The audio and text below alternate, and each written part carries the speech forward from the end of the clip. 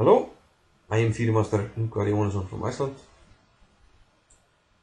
and we're going to have a look at some of the results from the first round of the Reykjavik Open and some games as well. And this year we had, well, around 228 players competing,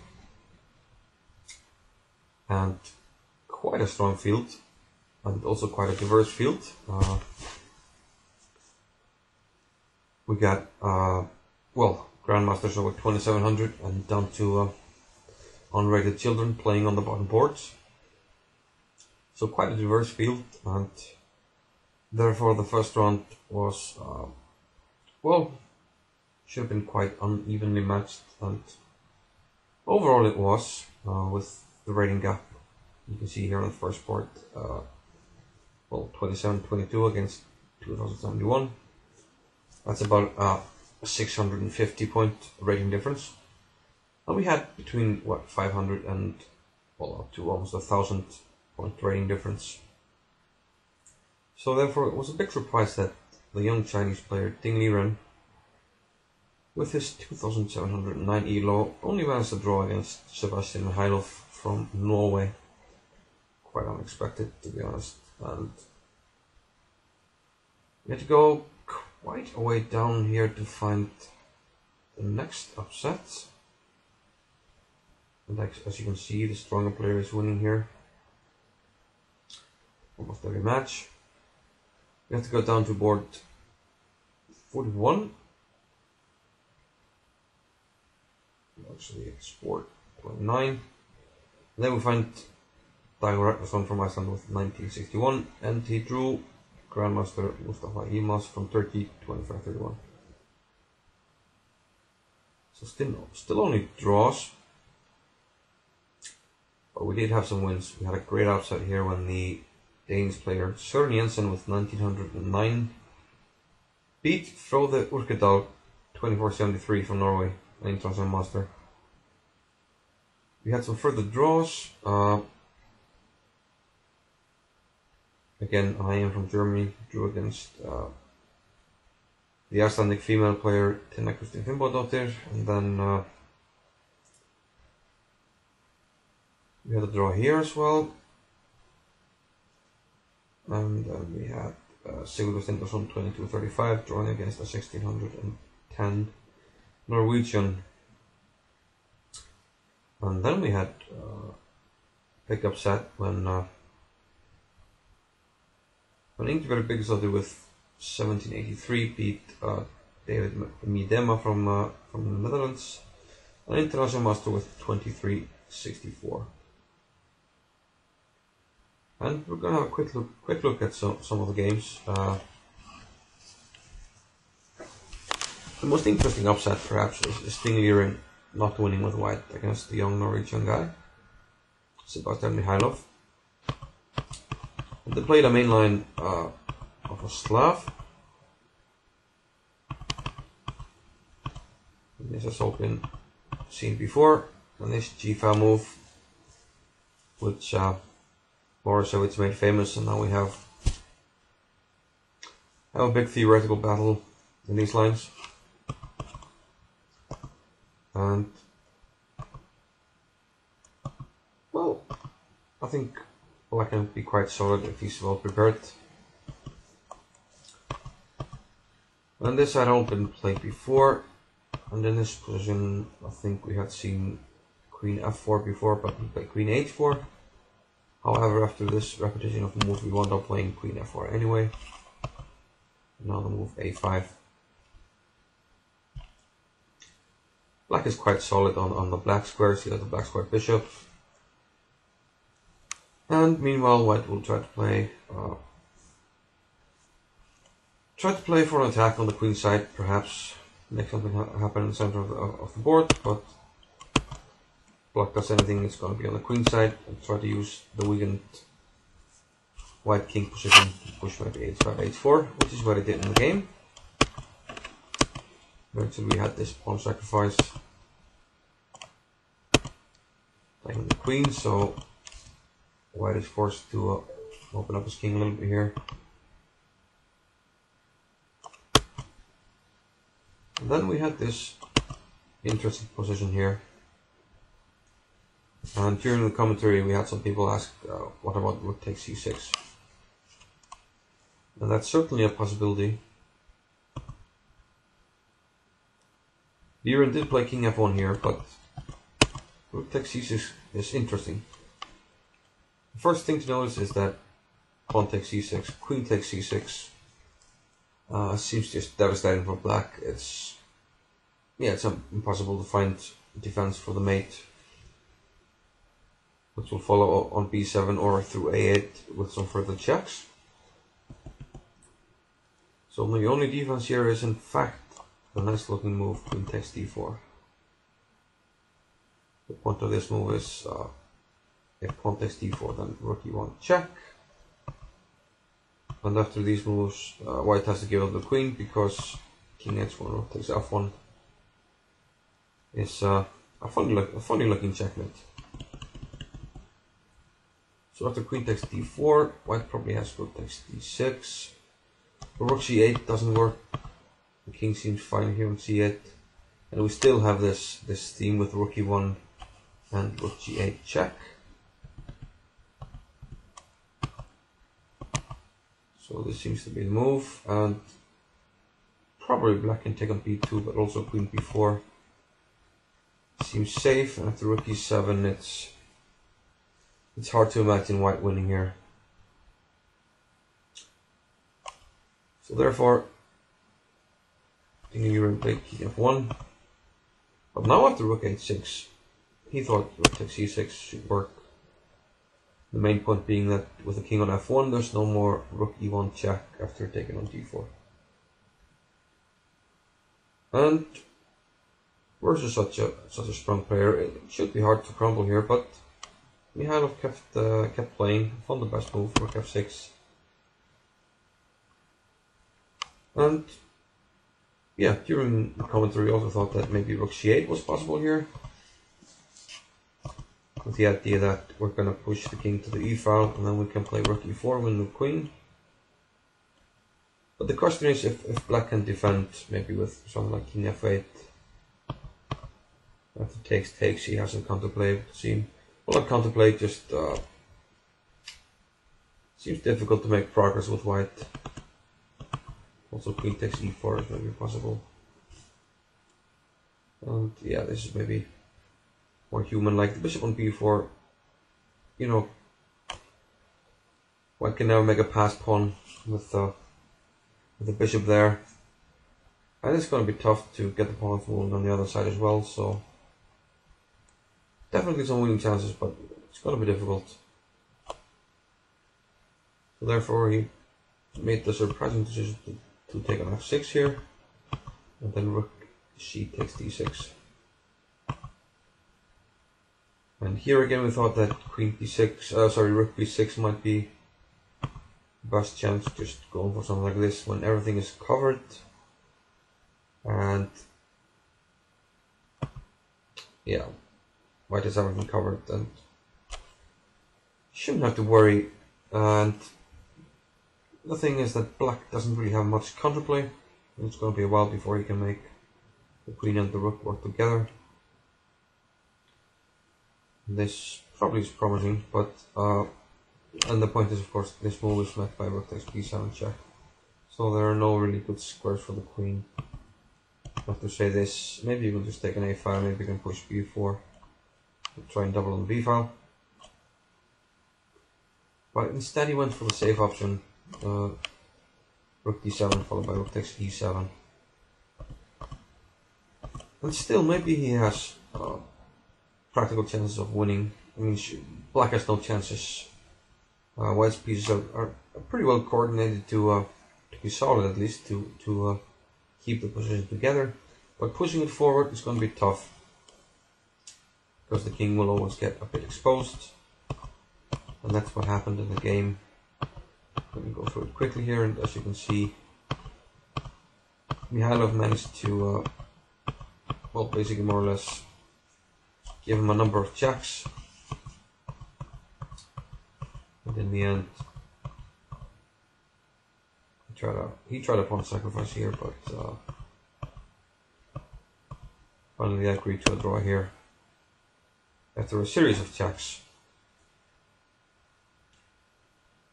If we have a look at game between Reykjavik Open and the Dutch IM, let's see.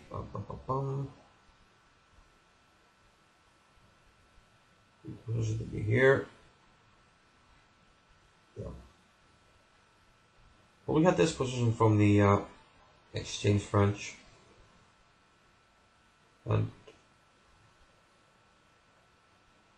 should be around equalish. Probably slightly better for black even, but I'm not sure really.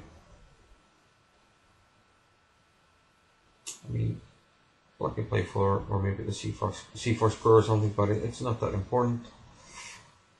And instead, after well, white's last move was rook a to e1, and black wanted to challenge white on the e file for some reason with rook e8. But this is just a big blunder, and of course ran into bishop to g5. And the queen can't put out the rook, and black had to give the exchange here. Pawn takes g5 and rook takes e8. And Reykjavik had no problems in converting the victory from this position, and all managed to bring home, yeah, one of the biggest upsets in this round. But now we're saving the best for last, and that is the game of the tournament.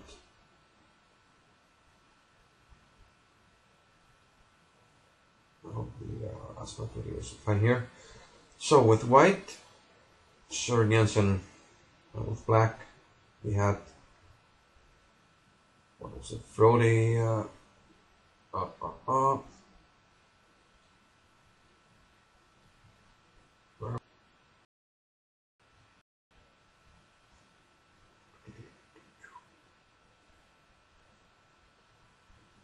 something dark. 2473, yep, Frode, look at that. And in these big opens, especially the first round when the pairings are only up just before the round, can be tough to prepare. So probably this was a big surprise to a Norwegian player. Okay, he took an f4. Of course, there are several known lines for black to play here. Well, I guess to equalize, like d5, and I think d6 here was suggested by Fischer. We've seen lines like bishop e7, knight e7. Even I find this line quite interesting. The idea f5. However, he took an f4 and played g5, which, well, in my opinion, is quite risky. We had no time to prepare, but that's what he did. Another bishop g4, c4, he played g4. Well, here white was ready with the Musio gambit, and he castled. And this is a double piece sacrifice in the main line. Pawn takes f3, queen takes f3. Look at the development. Black hasn't managed to develop a single piece. Meanwhile, white is castled with some heavy artillery on the f-file and the bishop already out on c4. But it's a piece investment, so white must go for the black king, and if he doesn't manage to checkmate him or get some big time positional compensation, then black will be well, probably close to winning. So queen f6, meaning white can't really take on f4 with the queen, because when you're attacking you don't have to exchange queens. So what does one do? He plays e5, keeps on attacking. I'm not too familiar with this line, but I think black usually takes. going away from the f5 allows queen takes f4, and something like queen f5. Or maybe white can just develop maybe d4, maybe not c3, and just keep playing the position. But after this, you have another piece sacrifice, pretty nice. And my friend who was a bit more familiar with this line, he said that king d8 was the only way to play for black here. But he played king takes f7 and now d4. We already sacrificed 2 pieces and now we throw another pawn on the fire. Queen takes d4, otherwise bishop takes f4, but now bishop e3, developing a piece with tempo. The point here, of course, if queen takes, then the pawn on f5, f4 is pinned and black loses the queen. So the queen must retreat. Well, if he takes, well, black does have 3 pieces for the queen, but he has no development, and he will probably quickly lose. So black keeps the queen. Maybe something like queen g7 to try to develop with knight f6. I think knight e7, or maybe bishop c5, knight e7. Maybe knight e7 is the most common here. But black played bishop c5, king x1. But now he played what seems to be a bad move. He played bishop d6, and yeah, black can't really get away with not developing. I mean, he's moving the same piece twice. Well, he did make the check on c5, so basically he's moving once, but not really getting any development. And the problem with bishop d6 is also tactical. Queen h5 check. Now it's tough to find a square for the king. King f8 allows bishop takes d6 check, picking on the queen. King e7 allows the simple pin bishop g5. And king g7 allows the nice move bishop to h6 check. And the problem with queen takes h6 is, of course, the checkmate on f7. And of course, we give the mate with the rook. Taking with a knight also should lose material. We still have this backwards development here. And after, I guess knight c3 should be sufficient, and the rook is coming to f4 on the check, and something like this is, it's hard to see black surrounding here. King g8 checkmate, and well, something else than queen g7 or queen f6 taking up material. So queen g6 was more or less forced here. Then white took on d6 with check. Knight f6. And here comes the only criticism for white in this game. He played queen d5 check, which was sufficient, but he had a more forcing move. Rook takes f6, a really nice move. Queen can't take because it's pinned, and the problem with king takes is a forced checkmate here. King g8, queen f8, checkmate. So black would be forced to kill the queen, and that's simply too much here. Okay, instead queen d5, king g7.